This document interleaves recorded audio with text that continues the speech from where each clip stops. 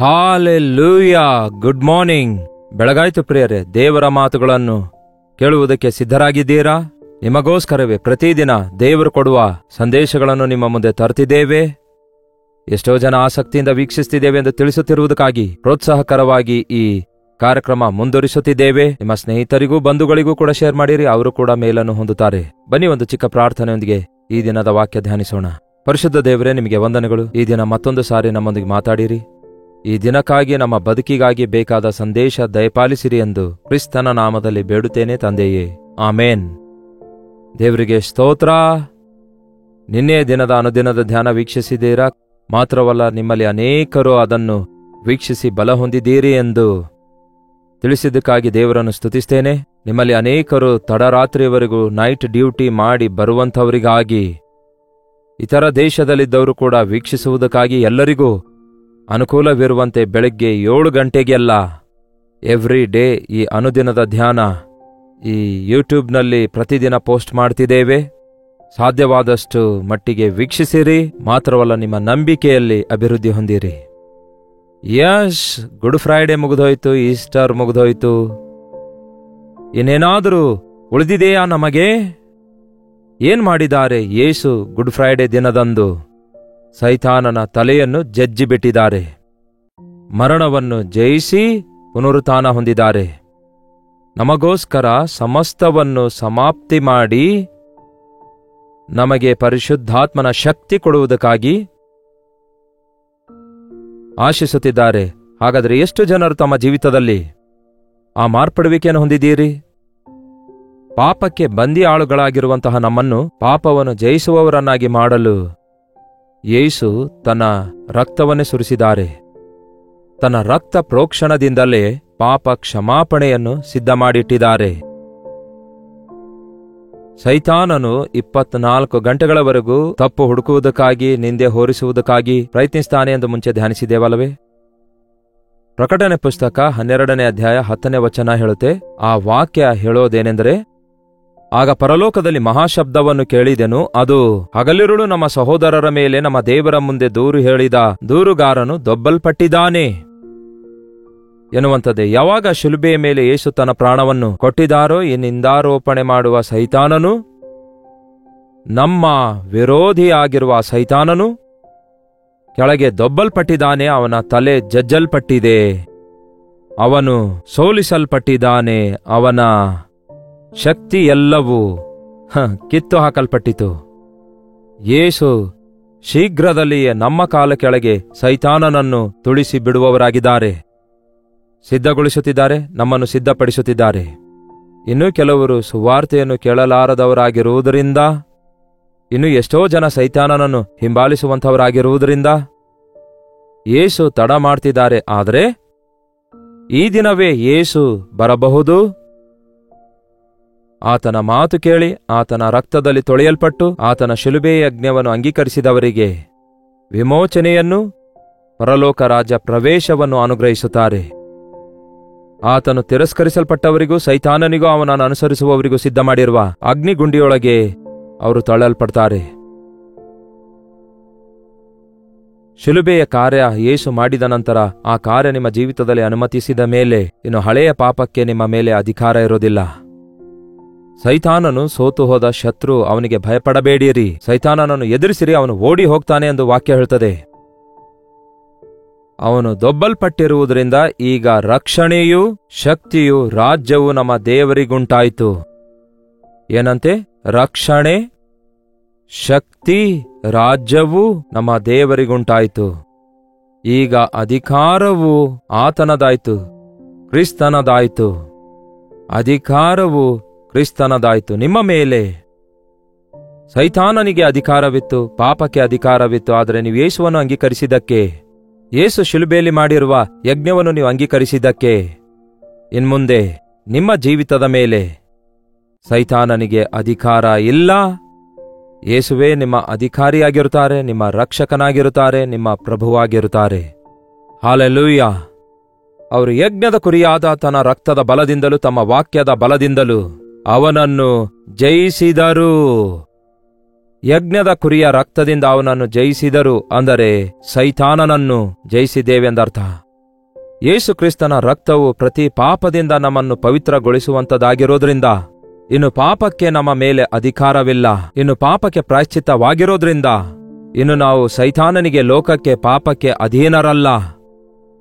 ಯೇಸು ಕ್ರಿಸ್ತನ ರಕ್ತದ ಮೂಲಕ ನಮಗೆ ಜಯವಿದೆ. ಅಷ್ಟಕ್ಕೂ ನಿಮ್ಮ ಜೀವಿತದಲ್ಲಿ ಜಯ ಇದೆಯಾ? ಜಯ ಹೊಂದುತ್ತಿದ್ದೀರಾ? ನೋಡಿ ಪ್ರಿಯರೇ, ಈ ದಿನಗಳಲ್ಲಿ ಪ್ರತಿಯೊಬ್ಬರೂ ಕೂಡ ಒಂದಲ್ಲ ಒಂದು ಬಲಹೀನತೆಯಲ್ಲಿ ಇದ್ದಾರೆ. Am I right? ನಿಮ್ಮ ಜೀವಿತದಲ್ಲಿ ವ್ಯಾಧಿಗಳು, ಆರ್ಥಿಕ ತೊಂದರೆಗಳು, ಕುಟುಂಬ ಸಮಸ್ಯೆಗಳು, ಅನಾರೋಗ್ಯಗಳು, ಅಷ್ಟೇ ಅಲ್ಲ ಒತ್ತಡಗಳು, ಪಾಪ ಬಂಧನಗಳಿಂದ ಕೆಲವು ದುರಭ್ಯಾಸಗಳಿಗೆ ಬಂಧಿತರಾಗಿ ಬಿಡುಗಡೆ ಹೊಂದಲಾರದ ಪರಿಸ್ಥಿತಿ ಇರೋದು, ಇವೆಲ್ಲ ಪಾಪದಿಂದ ಬಂಧಿಸಲ್ಪಡುವಂಥದ್ದಾಗಿದೆ. ಚಿಕ್ಕಿಗೆ ಸಿಲುಕಿ ಬೀಳುವಂತಹ ಪಾಪದ ಚಿಕ್ಕಿಗೆ ಒಳಗಾಗಿ ಪಾಪ ಮಾಡುವ ಪ್ರತಿಯೊಬ್ಬನು ಪಾಪಕ್ಕೆ ದಾಸನಾಗಿದ್ದಾನೆ ಎನ್ನುವಂತೆ ನಾವು ಪಾಪಕ್ಕೆ ದಾಸರಾಗಿದ್ದೆವು. ಆದರೆ ಇನ್ಮೇಲೆ ನೀವು ಪಾಪಕ್ಕೆ ದಾಸರಾಗಿರುವ ಅಗತ್ಯವಿಲ್ಲ. ಯಾಕೆಂದರೆ ಯೇಸುವಿನ ರಕ್ತದ ಮೂಲಕ ನಿಮ್ಮ ಪಾಪಗಳು ಕ್ಷಮಿಸಲ್ಪಡ್ತವೆ, ತೊಳೆಯಲ್ಪಡುತ್ತವೆ, ಪರಿಶುದ್ಧಗೊಳಿಸಲ್ಪಡ್ತವೆ. ನೀವು ನೀತಿವಂತರೆಂದು ನಿರ್ಣಯಿಸಲ್ಪಡ್ತೀರಿ. ಎಷ್ಟು ಜನ ನಿಮ್ಮ ಜೀವಿತದಲ್ಲಿ ಬರುವ ಸಮಸ್ಯೆಗಳನ್ನು ಜಯಿಸ್ತಾ ಇದ್ದೀರಿ? ಇದು ಒನ್ಸ್ ಫಾರ್ ಆಲ್ ಅಲ್ಲ ಪ್ರಿಯರೇ. ಒನ್ಸ್ ಫಾರ್ ಆಲ್ ಅಂದರೆ ಯೇಸುಕ್ರಿಸ್ತನು ಒಂದೇ ಸಾರಿ ನಮ್ಮೆಲ್ಲರಿಗಾಗಿ ಬಲಿಯಾಗಿದ್ದಾರೆ. ಆದರೆ ನಾವು ಅನುದಿನವೂ ಎದುರಿಸುವಂತಹ ಪ್ರತಿಯೊಂದು ಸಮಸ್ಯೆಯನ್ನು ಆ ಯೇಸುವಿನ ರಕ್ತದಿಂದ ಜಯಿಸಬಹುದು. ನಿಮ್ಮ ಶರೀರದಲ್ಲಿ ಅನಾರೋಗ್ಯ ಇದೆಯಾ? ಯೇಸುವಿನ ನಾಮದಲ್ಲಿ ನಿಮಗೆ ಸ್ವಸ್ಥತೆ ದೊರಕುತ್ತದೆ. ನೀವು ಸೈತಾನನ ಕಟ್ಟುಗಳಿಂದ ಬಂಧಿಸಲ್ಪಟ್ಟು ದುರಭ್ಯಾಸಕ್ಕೆ ಬಂಧಿತರಾಗಿದ್ದೀರಾ? ಯೇಸು ಕ್ರಿಸ್ತನ ನಾಮದಲ್ಲಿ, ಆತನ ರಕ್ತದಲ್ಲಿ ನಿಮಗೆ ಬಿಡುಗಡೆ ಇದೆ. ನಿಮಗೆ ಕುಟುಂಬ ಸಮಸ್ಯೆಗಳಿವೆಯಾ? ಯೇಸು ಕ್ರಿಸ್ತನ ನಾಮದಲ್ಲಿ, ಯೇಸುವಿನ ರಕ್ತದ ಮೂಲಕ ನಿಮ್ಮ ದೋಷಗಳು ತೊಳೆಯಲ್ಪಡುವುದರಿಂದ ನಿಮಗೆ ಸಮಾಧಾನ ದೊರಕುತ್ತದೆ. ಪ್ರತಿಯೊಬ್ಬರು ಅಂದುಕೊಳ್ತಾರೆ, ನಾನು ಒಬ್ಬನೇ ಬಾಧೆ ಪಡ್ತಿದ್ದೇನೆ ಎಂದು, ನಾನು ಒಬ್ಬನೇ ಒಳ್ಳೆಯವನಾಗಿದ್ದೇನೆ ಎಂದು. ಆ ದಿನ ಎಲಿಯನಂತಹ ದೇವರ ಸೇವಕನೇ ಹೇಳಿದಾನೆ, ನಾನೊಬ್ಬನೇ ವೈರಾಗ್ಯದಿಂದಿದ್ದೇನೆ. ಇಲ್ಲಯ್ಯ, ಬಹಳ ಜನ ಇದ್ದಾರೆ. ನಾನೊಬ್ಬನೇ ಬಾಧೆ ಪಡ್ತಿದ್ದೇನೆ ಅನ್ನುತ್ತಾರೆ. ಇಲ್ಲ, ಬಹಳ ಜನ ಬಾಧೆ ಪಡ್ತಿದ್ದಾರೆ. ನಮಗೆ ಆ ವಿಷಯ ಗೊತ್ತು. ಯಾಕೆಂದರೆ ನಮಗೆ ಎಷ್ಟೋ ವಾಟ್ಸಪ್ ಮೆಸೇಜ್ಗಳು ಬರುವುದರಿಂದ ಎಷ್ಟು ವಿಧವಾದ ಬಾಧೆಗಳು, ಎಷ್ಟು ರೀತಿಯಲ್ಲಿ ಎಷ್ಟು ಜನರನ್ನು ಎದುರಿಸ್ತಿದ್ದಾರೆ ಎಂದು ಗೊತ್ತಾದಾಗ ನಮಗೇನಾದರೂ ಬಾಧೆ ಎದುರಾದರೆ ಎಷ್ಟು ಚಿಕ್ಕದಾಗಿದೆ ಅಲ್ಲವೇ ಅಂದುಕೊಳ್ತೇವೆ. ನಮ್ಮ ಸಭೆಯಲ್ಲಿ ಇಬ್ಬಿಬ್ಬರಿಗೆ ಕೈ ಹಿಡ್ಕೊಂಡು ಪ್ರಾರ್ಥನೆ ಮಾಡಿರಿ ಅನ್ನುತ್ತೇನೆ. ಆ ಸಮಯದಲ್ಲಿ ಒಬ್ಬರು ಇನ್ನೊಬ್ಬರಿಗೆ ತಮ್ಮ ಭಾರ ಹಂಚಿಕೊಳ್ತಿರುವಾಗ ಅಲ್ಲಿಯವರೆಗೂ ನಾನೇ ಎಷ್ಟೋ ಭಾರದಲ್ಲಿದ್ದೇನೆ ಎಂಬ ವ್ಯಕ್ತಿ ಎದುರಿರುವವರ ಭಾರ ಕೇಳಿದಾಗ ಅವರಿಗಿಂತಲೂ, ಅವರ ಸಮಸ್ಯೆಗಳಿಗಿಂತಲೂ ನಾನೇ ಬೆಟರ್ ಅಲ್ಲವೋ ಎಂಬ ಕೃತಜ್ಞತೆಯುಳ್ಳವರಾಗಿ ಪ್ರಾರ್ಥಿಸ್ತಾರೆ ಮತ್ತು ಅವರಿಗೋಸ್ಕರವೂ ಪ್ರಾರ್ಥಿಸ್ತಾರೆ. ಭಾರದಿಂದ ಪ್ರಾರ್ಥಿಸುವುದಕ್ಕಾಗಿ ಒಬ್ಬರಿಗೋಸ್ಕರ ಒಬ್ಬರು ಪ್ರಾರ್ಥಿಸುವುದಕ್ಕೆ ಅದು ಸಹಕಾರ ಮಾಡುತ್ತೆ. ಒಬ್ಬರ ತಪ್ಪು ಒಬ್ಬರು ಕಂಡು ಹಿಡಿಯುವಂತವರಾಗಿ ನಾವು ಇರಬಾರದು ಪ್ರಿಯರೇ. ಒಬ್ಬರಿಗೋಸ್ಕರ ಒಬ್ಬರು ಪ್ರಾರ್ಥಿಸುವವರಾಗಿರಬೇಕು. ಯೇಸು ಕ್ರಿಸ್ತನ ರಕ್ತದ ಮುಖಾಂತರ ಪ್ರತಿಯೊಂದು ಕಾರ್ಯವನ್ನು ಸಾಧಿಸಬೇಕು.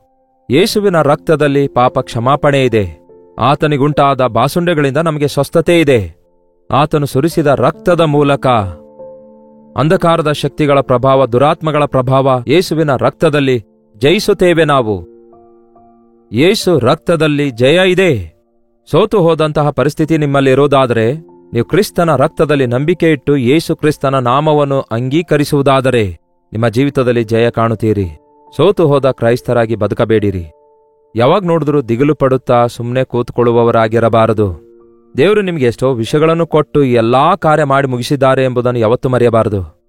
ಶಿಲುಬೆಯ ಮೇಲೆ ಯೇಸು ಕ್ರಿಸ್ತನು ಮಾಡಿರುವ ಯಜ್ಞದ ಕಾರ್ಯ ಈ ಲೋಕದಲ್ಲಿರುವಂತಹ ವರ್ತಮಾನ, ಭೂತ, ಭವಿಷ್ಯತ್ ಕಾಲದಲ್ಲಿರುವ ಪ್ರತಿಯೊಬ್ಬರಿಗೋಸ್ಕರ ಒಂದೇ ಸಾರಿ ಆತನು ತನ್ನ ರಕ್ತ ಸುರಿಸಿದ್ದಾನೆ. ರಕ್ತ ಪ್ರೋಕ್ಷಣೆ ಇಲ್ಲದೆ ಪಾಪ ಕ್ಷಮಾಪಣೆ ಇಲ್ಲ ಎಂಬ ಪ್ರವಾದನೆ ನೆರವೇರಿತು. ಯೇಸು ಕ್ರಿಸ್ತನ ರಕ್ತವು ಪ್ರತಿ ಪಾಪದಿಂದ ನಮ್ಮನ್ನು ಪರಿಶುದ್ಧಗೊಳಿಸುತ್ತದೆ. ಯೇಸು ಕ್ರಿಸ್ತನ ರಕ್ತದ ಮೂಲಕ ನಿಮ್ಮ ಪ್ರತಿ ಶೋಧನೆಗೆ ಜಯ ಸಿಗುತ್ತೆ. ಯಾಕೆ ಗಾಬರಿಗೊಳ್ತೀರಿ? ಯಾಕೆ ದಿಗುಲು ಪಡುತ್ತೀರಿ? ವ್ಯಾಧಿಗಳಿವೆಯೋ? ನಮ್ಮ ಪಾಪಗಳನ್ನು ನಾವು ಒಪ್ಪಿಕೊಳ್ಳುವುದಾದರೆ ಆತನು ನಂಬಿಗಸ್ತನೂ ನೀತಿವಂತನೂ ಆಗಿರೋದ್ರಿಂದ ಸಕಲ ದುರ್ನೀತಿ ತೊಳೆದು ನಮ್ಮನ್ನು ಪವಿತ್ರಗೊಳಿಸುತ್ತಾರೆ. ಯೇಸು ಕ್ರಿಸ್ತನ ರಕ್ತವು ನಮ್ಮ ಪ್ರತಿ ಪಾಪದಿಂದ ನಮ್ಮನ್ನು ತೊಳೆದು ಶುದ್ಧೀಕರಿಸುತ್ತದೆ. ಆತನ ನಾಮದಲ್ಲಿ ಜಯ ಇದೆ. ದುರಾತ್ಮಗಳು ಆತನ ನಾಮದಲ್ಲಿ ಓಡಿ ಹೋಗ್ತವೆ. ಯೇಸು ಕ್ರಿಸ್ತನ ನಾಮದಲ್ಲಿ, ನಜರೇತಿನ ಯೇಸು ಕ್ರಿಸ್ತನ ನಾಮದಲ್ಲಿ ಎದ್ದು ನಡೆ ಅಂದಾಗ ಹುಟ್ಟುಕುಂಟನು ತಕ್ಷಣ ಜಿಗಿದು ಕುಣಿದಾಡಿದನು ಎಂದು ವಾಕ್ಯದಲ್ಲಿ ನೋಡ್ತೇವೆ. ಈ ದಿನವೂ ಕೂಡ ಯೇಸು ನಾಮದಲ್ಲಿ ಸ್ವಸ್ಥತೆ ಇದೆ, ಬಿಡುಗಡೆ ಇದೆ, ಪಾಪ ವಿಮೋಚನೆ ಇದೆ, ಆದರಣೆ ಇದೆ, ಧೈರ್ಯ ಇದೆ. ಅದಕ್ಕಾಗಿಯೇ ನಾವು ಇನ್ನೂ ಸೈತಾನನ ಮಡಿಲಿಗೆ ಬಿದ್ದವರಾಗಿ, ಇನ್ನೂ ಸೋತು ಹೋದವರಾಗಿಯೇ ಇರಬಾರದು. ಗುಡ್ ಫ್ರೈಡೇ, ಈಸ್ಟರ್ ಮುಗಿದೋಯ್ತು ಅಂತ ಹೇಳಿ ಕಥೆಯಾಗಿಯೇ ಬಿಡಬೇಡಿ. ಮತ್ತೊಂದು ಸಾರಿ ನಾನು ನಿಮಗೋಸ್ಕರ ಯಜ್ಞವಾಗಿದ್ದೇನೆ. ನಾನು ನಿಮ್ಮ ಶೋಧನೆಗಳೆಲ್ಲವುಗಳಲ್ಲಿ ಶೋಧಿಸಲ್ಪಟ್ಟು ಪಾಪರಹಿತನಾಗಿ ನಿಮಗೋಸ್ಕರ ಪಾಪ ವಿಮೋಚನೆಯನ್ನು, ಪಾಪದ ಮೇಲೆ ಜಯವನ್ನು ಸಿದ್ಧಪಡಿಸಿದ್ದೇನೆ ಎಂಬ ಯೇಸುವಿನ ಮಾತನ್ನು ನಾವು ಅಂಗೀಕರಿಸಿ ಹೃದಯದಲ್ಲಿ ನಂಬುವುದಾದರೆ, ಯೇಸುವಿನ ನಾಮದಲ್ಲಿ ಪ್ರಾರ್ಥಿಸುವುದಾದರೆ, ಯೇಸುವಿನ ನಾಮದಲ್ಲಿ ಬೇಡಿಕೊಳ್ಳುವುದಾದರೆ, ಯೇಸುವಿನ ನಾಮದಲ್ಲಿ ಸೈತಾನನನ್ನು ಗದರಿಸುವುದಾದರೆ, ಯೇಸುವಿನ ನಾಮ ಉಪಯೋಗಿಸುವುದಾದರೆ, ಆತನ ನಾಮದಲ್ಲಿ ಎಷ್ಟೋ ಅಧಿಕಾರ ಇದೆ. ಎಲ್ಲ ನಾಮಕ್ಕಿಂತಲೂ ಶ್ರೇಷ್ಠವಾದ ನಾಮವೇ ಯೇಸುವಿನ ಉನ್ನತವಾದ ನಾಮ ಆಗಿದೆ. ಪ್ರತಿ ಮೊಳಕಾಲು ಆತನ ನಾಮದಲ್ಲಿ ಊರುತ್ತವೆ, ಪ್ರತಿ ನಾಲಿಗೆ ಆತನೇ ಒಡೆಯನೆಂದು ಒಪ್ಪಿಕೊಳ್ತವೆ. ಇಷ್ಟೊಂದು ಹೆಚ್ಚಿಸಲ್ಪಟ್ಟ ನಾಮ ಹೊಂದಿದವರಿಗೆ ಬೇರೆ ಯಾವ ದಿಗುಲು ಇರುವುದಿಲ್ಲ, ಯಾವ ಬಾಧೆ ಇರೋದಿಲ್ಲ, ಯಾವ ವ್ಯಾಧಿ ಇರೋದಿಲ್ಲ. ಇದೇನು ಬ್ರದರ್ ಹೀಗೆ ಹೇಳ್ತೀರಿ, ಇವೇ ಅಲ್ಲವೇ ಅನ್ನಬಹುದೇನೋ? ಇರ್ತವೆ, ಆದರೆ ಅವುಗಳನ್ನು ನಾವು ಜಯಿಸ್ತೇವೆ. ವ್ಯಾಧಿಗೊಳಗಾಗಿ ಸಾಯೋದಿಲ್ಲ, ವ್ಯಾಧಿಗೊಳಗಾಗಿ ನರಳಾಡೋದಿಲ್ಲ, ಸಮಸ್ಯೆಗೆ ಸಿಕ್ಕಾಕೊಂಡು ಒದ್ದಾಡೋದಿಲ್ಲ. ಸಮಸ್ಯೆ ಬಂದಾಗ ಯೇಸುವಿನ ನಾಮದಲ್ಲಿ ಪ್ರಾರ್ಥಿಸ್ತೀರಿ, ಜಯ ಹೊಂದುತ್ತೀರಿ. ವ್ಯಾಧಿ ಬಂದಾಗ ಯೇಸುವಿನ ನಾಮದಲ್ಲಿ ಪ್ರಾರ್ಥಿಸಿ ಅದ್ಭುತವಾದ ಸ್ವಸ್ಥತೆಯನ್ನು ಹೊಂದಿಕೊಳ್ತೀರಿ. ಪ್ರತಿಯೊಂದು ಚಿಕ್ಕಿನಲ್ಲಿ, ಪ್ರತಿ ಹೋರಾಟದಲ್ಲಿ, ಈ ಲೋಕದಲ್ಲಿ ಯಾವುದರಿಂದ ನೀವು ಹೊರ ಬರಲಾರದ ಪರಿಸ್ಥಿತಿಯಲ್ಲಿದ್ದೀರೋ, ಆರ್ಥಿಕ ತೊಂದರೆಗಳಾಗಿರಬಹುದು, ಆತನು ಐಶ್ವರ್ಯವಂತನಾಗಿದ್ದು ನಮಗೋಸ್ಕರ ಬಡವನಾದನಲ್ಲವೇ? ತನ್ನ ಬಡತನದಿಂದ ನಮಗೆ ಐಶ್ವರ್ಯವಂತರನ್ನಾಗಿ ಮಾಡುವುದಕ್ಕಾಗಿ ಆತನು ಎಲ್ಲಾ ಕೋಣೆಯಲ್ಲಿ ನಮ್ಮನ್ನು ಆಶೀರ್ವದಿಸುವಂತಹ ದೇವರಾಗಿದ್ದಾರೆ. ನೀತಿವಂತರ ಮಕ್ಕಳು ಭಿಕ್ಷೆ ಬೇಡುವುದಿಲ್ಲ. ಸಿಂಹದ ಮರಿಗಳು ಹಸುವೆಂದಿರಬಹುದೇನೋ, ಆದರೆ ದೇವರನ್ನು ಆಶ್ರಯಿಸುವುದಕ್ಕೆ ಯಾವುದೊಂದರ ಕೊರತೆ ಇರೋದಿಲ್ಲ. ಆತನನ್ನು ನಂಬಿದವರಿಗೆ ಸಮಾಧಾನ ಇರುತ್ತೆ, ಸಂತೋಷ ಇರುತ್ತೆ, ಸಂತೃಪ್ತಿ ಇರುತ್ತೆ. ಪ್ರತಿ ಶೋಧನೆ ಮೇಲೆ ಜಯ ಇರುತ್ತೆ. ಯಶ್, ಅದು ನಮ್ಮ ಸಾಕ್ಷಿಯಾಗಿರಬೇಕು. ಯಜ್ಞದ ಕುರಿಯ ರಕ್ತದ ಬಲದಿಂದಲೂ ತಮ್ಮ ಸಾಕ್ಷಿಯ ಬಲದಿಂದಲೂ ಅವರು ಅವನನ್ನು ಜಯಿಸಿದ್ದಾರೆ. ಯಜ್ಞದ ಕುರಿಯ ರಕ್ತದ ಬಲದಿಂದಲೂ ಅವರು ಕೊಟ್ಟ ಸಾಕ್ಷಿಯ ಬಲದಿಂದಲೂ. ಯಾರಿಗೆ ಸಾಕ್ಷಿ ಕೊಡಬೇಕು? ಊರವರಿಗೆಲ್ಲ ಸಾಕ್ಷಿ ಕೊಡುತ್ತೇವೆ. ಮೊದಲು ಸೈತಾನನಿಗೆ ಹೇಳ್ರಿ ನಿಮ್ಮ ಸಾಕ್ಷಿ ಏನೆಂದು. ಏಯ್ ಸೈತಾನನೇ, ಏನು ನೀನು? ನನ್ನನ್ನು ಯೇಸು ಬಿಡುಗಡೆ ಮಾಡಿದ್ದಾರೆ, ನನ್ನನ್ನು ತನ್ನ ರಕ್ತದಲ್ಲಿ ತೊಳೆದಿದ್ದಾರೆ, ನನ್ನ ಪಕ್ಷದಲ್ಲಿ ಯೇಸು ಇದ್ದಾರೆ, ನನ್ನೊಳಗೆ ಯೇಸು ಇದ್ದಾರೆ. ನೀನೇನ್ ಮಾಡ್ಲಿಕ್ಕಾಗುತ್ತೆ ನನಗೆ? ಹೋಗು. ಸೈತಾನನನ್ನು ಎದುರಿಸಿರಿ, ಆಗ ಅವನು ನಿಮ್ಮನ್ನು ಬಿಟ್ಟು ಓಡಿ ಹೋಗ್ತಾನೆ. ಓಡಿ ಹೋಗ್ತಾನೆ, ಹೋಗೋದಷ್ಟೇ ಅಲ್ಲ, ಓಡಿ ಹೋಗ್ತಾನೆ. ಎಂತಹ ದೊಡ್ಡ ಜಯವನ್ನು ಶಿಲುಬೆಯಲ್ಲಿ ಯೇಸು ಮಾಡಿದ್ದಾರೆ ನೋಡಿ. ಇನ್ನೂ ಸೋತು ಹೋದ ಕ್ರೈಸ್ತನಾಗಿ, ಸೋತು ಹೋದ ವ್ಯಕ್ತಿಯಾಗಿ, ಇನ್ನೂ ಸಮಸ್ಯೆಗಳಲ್ಲಿಯೇ, ಅನಾರೋಗ್ಯದಲ್ಲಿಯೇ, ಬಲಹೀನತೆಯಲ್ಲಿಯೇ, ಆ ಪಾಪದ ಕೊಳದಲ್ಲಿ ಮುಳುಗಿ ಒದ್ದಾಡುತ್ತಾ ಎಷ್ಟು ಕಾಲ ಹಾಗೆ ಇರ್ತೀರಿ? ನಂಬಿ ಪ್ರಿಯರೇ ಯೇಸುವಿನ ನಾಮವನ್ನು, ಯೇಸು ಕ್ರಿಸ್ತನ ರಕ್ತದಲ್ಲಿ ನಂಬಿಕೆ ಇಡಿಯಿರಿ. ಆ ರಕ್ತ ನಿಮ್ಮ ಸ್ವಂತವಾಗಿ ಮಾಡಿಕೊಳ್ಳ್ರಿ. ನಿಮ್ಮ ತಪ್ಪನ್ನು ಒಪ್ಪಿಕೊಳ್ಳ್ರಿ. ನಿಮಗೆ ದುಡ್ಡು ಕಟ್ಟಿ ಎಂದು ಯೇಸು ಹೇಳ್ತಾ ಇಲ್ಲ, ಇಲ್ಲವೇ ಯಜ್ಞ ಅರ್ಪಿಸಿರಿ ಎಂದು ಹೇಳ್ತಾ ಇಲ್ವಲ್ಲ, ಆಚಾರ ಪಾಲಿಸಿರಿ ಎಂದು ಹೇಳ್ತಾ ಇಲ್ವಲ್ಲ. ನೀವು ಮನಪೂರ್ವಕವಾಗಿ ಮಾಡಿರುವ ತಪ್ಪನ್ನು ಒಪ್ಪಿಕೊಳ್ಳುವುದಾದರೆ ಮರುಕ್ಷಣವೇ ಕ್ರಿಸ್ತನ ರಕ್ತದಲ್ಲಿ ನೀವು ತೊಳೆಯಲ್ಪಡ್ತೀರಿ. ಕರ್ತನಾದ ಯೇಸು ಕ್ರಿಸ್ತನಲ್ಲಿ ನೀವು ನಂಬಿಕೆ ಇಡುವುದಾದರೆ ರಕ್ಷಿಸಲ್ಪಡುತ್ತೀರಿ. ಆತನ ನಾಮದಲ್ಲಿ ನಂಬಿಕೆ ಇಡಿರಿ. ಆತನ ನಾಮದಲ್ಲಿ ಜಯವಿದೆ. ಸರ್ವಾಧಿಕಾರಿಯಾಗಿರುವ, ಸರ್ವಶಕ್ತನಾಗಿರುವ, ಸರ್ವೋನ್ನತನಾದ ದೇವರಾತನು. ನನಗೋಸ್ಕರ ಆತನು ಈ ಲೋಕಕ್ಕೆ ಬಂದಿದ್ದಾರೆ, ನನ್ನನ್ನು ವಿಮೋಚಿಸುವುದಕ್ಕಾಗಿಯೇ ಎಂಬುದನ್ನು ನೀವು ಮನಸ್ಸಲ್ಲಿ ನಂಬೋದಾದರೆ ನಿಮ್ಮ ಜೀವಿತದಲ್ಲಿ ಜಯ ಇರುತ್ತೆ. ನೀವು ಈ ಲೋಕದಲ್ಲಿರುವವರೆಗೂ ಶ್ರಮೆಗಳು ತಪ್ಪುವುದಿಲ್ಲ, ರೋಗಗಳು ಬರಲಾರದೆ ಇರುವುದಿಲ್ಲ. ನಾವು ಈ ಲೋಕದ ಪ್ರಭಾವದಲ್ಲಿ ಅನೇಕ ರೀತಿಯಲ್ಲಿ ನರಳಾಡ್ತಿರ್ತೇವೆ. ಆದರೆ ನಮ್ಮಲ್ಲಿರುವ ಆತನು ಲೋಕದಲ್ಲಿರುವವನಿಗಿಂತಲೂ ದೊಡ್ಡವನಾಗಿರೋದ್ರಿಂದ ನಾವು ಜಯಿಸ್ತೇವೆ. ನಾವು ಯೇಸುವಿನ ನಾಮದಲ್ಲಿಯೂ ಆತನ ರಕ್ತದಿಂದಲೂ ಶ್ರೇಷ್ಠವಾದ ಜಯ ಜೀವಿತ ಜೀವಿಸುವವರಾಗಿರ್ತೇವೆ. ಶುದ್ಧ ಹೃದಯವನ್ನು ಕಾಪಾಡಿಕೊಳ್ಳುವವರಾಗಿರ್ತೇವೆ. ಅದಕ್ಕೆ ಯೇಸುವಿನ ನಾಮದಲ್ಲಿ ನಂಬಿಕೆ ಇಡಿರಿ, ಆತನ ನಾಮದಲ್ಲಿ ಪ್ರಾರ್ಥಿಸಿರಿ. ಆತನು ಅನುಗ್ರಹಿಸುವ ನಿತ್ಯ ಆಶೀರ್ವಾದಗಳನ್ನು, ಜಯ ಜೀವಿತವನ್ನು ಹೊಂದಿ ಆತನ ಬರುಣಕ್ಕಾಗಿ ಎದುರು ನೋಡುವವರಾಗಿ, ನಿರಂತರವಾಗಿರುವ ಪರಲೋಕ ರಾಜ್ಯಕ್ಕಾಗಿ ಸಿದ್ಧರಾಗಿರಿ. ಪ್ರಾರ್ಥನೆ. ಪರಿಶುದ್ಧ ದೇವರೇ, ಪ್ರೀತಿಯುಳ್ಳ ತಂದೆಯೇ, ಮತ್ತೊಂದು ಸಾರಿ ನಿಮ್ಮ ಸನ್ನಿಧಿಗೆ ಬರುತ್ತಿದ್ದೇವೆ. ನಿಮ್ಮ ಕೃಪೆಯಲ್ಲಿ ನಮ್ಮನ್ನು ದರ್ಶಿಸಿರಿ. ನಾವಿನ್ನೂ ಸೋಲುವಂಥವರಾಗಿರದಂತೆ, ನಮ್ಮ ಜೀವನದ ಯಾವ ಕ್ಷೇತ್ರದಲ್ಲಿ ಸೈತಾನನು ಇನ್ನೂ ಪರಮಾಧಿಕಾರ ಚಲಾಯಿಸುತ್ತಿದ್ದಾನೋ, ಈ ದಿನ ಅಂಥವರನ್ನು ನಜರೇತಿನ ಯೇಸು ಕ್ರಿಸ್ತನ ನಾಮದಲ್ಲಿ ಬಿಡುಗಡೆಯನ್ನು ಘೋಷಿಸುತ್ತೇವೆ. ಸೈತಾನನ ಗುಣಗಳನ್ನಲ್ಲದೆ ಕ್ರಿಸ್ತನ ಗುಣಲಕ್ಷಣಗಳನ್ನೇ ನಾವು ಹೊಂದಿಕೊಂಡಿರುವಂತೆ, ಪ್ರೀತಿ ಸಮಾಧಾನ ಹೊಂದಿಕೊಂಡಿರುವಂತೆ, ಪರಿಶುದ್ಧರಾಗಿ, ನಿಮಗಿಷ್ಟರಾಗಿ, ನಿಮಗೆ ಸಾಕ್ಷಿಗಳಾಗಿ ಬದುಕುವ ಹಾಗೆ ಸಹಾಯ ಮಾಡಿರಿ. ಯೇಸು ಕ್ರಿಸ್ತನ ರಕ್ತದ ನಿಮಿತ್ತ, ನಿಮ್ಮ ನಾಮದ ನಿಮಿತ್ತ ನಾವು ಜಯ ಜೀವಿತ ಹೊಂದಿ ಸೈತಾನನನ್ನು ನಮ್ಮ ಸಾಕ್ಷಿಯ ಬಲದಿಂದ ಬೆದರಿಸಿ ಚದರಿಸಿ ಬಿಡುವುದರಿಂದ ಅವನು ಓಡಿ ಹೋಗುವ ಹಾಗೆ ತೊಲಗಿಸಿ ಬಿಡುವ ಹಾಗೆ ಪವಿತ್ರಾತ್ಮನ ಶಕ್ತಿ ನಮಗೆ ಅನುಗ್ರಹಿಸಿರಿ ಎಂದು ಕ್ರಿಸ್ತನ ನಾಮದಲ್ಲಿ ಬೇಡುತ್ತೇನೆ ತಂದೆಯೇ, ಆಮೇನ್. ತಂದೆಯಾದ ದೇವರ ಪ್ರೀತಿಯು, ಮಗನಾಗಿರುವ ಕ್ರಿಸ್ತನ ಕೃಪೆಯು, ಆದರಣೆಕರ್ತನಾದ ಪವಿತ್ರಾತ್ಮನ ಸಹವಾಸವು ಕೂಡಿ ಬಂದಿರುವ ನಮ್ಮೆಲ್ಲರ ಸಂಗಡ ಇಂದಿಗೂ ಸದಾಕಾಲಕ್ಕೂ ನೆಲೆಯಾಗಿರಲಿ. ಆಮೇನ್. ದೇವರಿಗೆ ಸ್ತೋತ್ರ. ನಿಮ್ಮ ಪ್ರಾರ್ಥನಾ ಮನವಿಗಳನ್ನು 8939731313 ನಂಬರ್ಗೆ ಹಾಗೂ ಹೊರದೇಶದಿಂದಲೂ ಸಹ ವೀಕ್ಷಿಸುವುದಾದರೆ ಕೊಡಲ್ಪಟ್ಟ ಇದೇ ನಂಬರ್ಗೆ ಒಂದು ವಾಟ್ಸಪ್ ಮೆಸೇಜ್ ಅನ್ನು ವಾಯ್ಸ್ ಆಗಲಿ ಟೆಕ್ಸ್ಟ್ ಆಗಲಿ ವಾಟ್ಸಪ್ ಕಳಿಸಿಕೊಡಿರಿ. ನಿಮಗಾಗಿ ಪ್ರಾರ್ಥಿಸ್ತಿದ್ದೇವೆ. ನೀವು ಕೂಡ ಪ್ರಾರ್ಥಿಸಿರಿ. ತಪ್ಪದೆ ದೇವರು ಜಯ ಕೊಡ್ತಾರೆ. ಡಾಕ್ಟರ್ ಜಯಪಾಲ್ ಕನ್ನಡ ಯೂಟ್ಯೂಬ್ ಚಾನಲ್ಗೆ ಸಬ್ಸ್ಕ್ರೈಬ್ ಮಾಡಿಕೊಳ್ಳಿರಿ, ಶೇರ್ ಮಾಡಿರಿ. ನಿಮ್ಮ ಹೆಸರು ಕಾಮೆಂಟ್ ಸೆಕ್ಷನ್ನಲ್ಲಿ ಬಂದು ಟೈಪ್ ಮಾಡಿ, ಲೈಕ್ ಮಾಡುವುದನ್ನು ಮರಿಬೇಡಿ. ಕರ್ತನ ಚಿತ್ತವಿರುವುದಾದರೆ ಮತ್ತೆ ನಾಳೆ ಇದೇ ಅನುದಿನದ ಧ್ಯಾನ ಎಂಬ ಕಾರ್ಯಕ್ರಮದಲ್ಲಿ ಮತ್ತೆ ಭೇಟಿಯಾಗೋಣ. ಅಲ್ಲಿವರೆಗೂ ದೇವರ ಮಹಾಕೃಪೆ ನಿಮ್ಮೆಲ್ಲರೊಂದಿಗಿರಲಿ.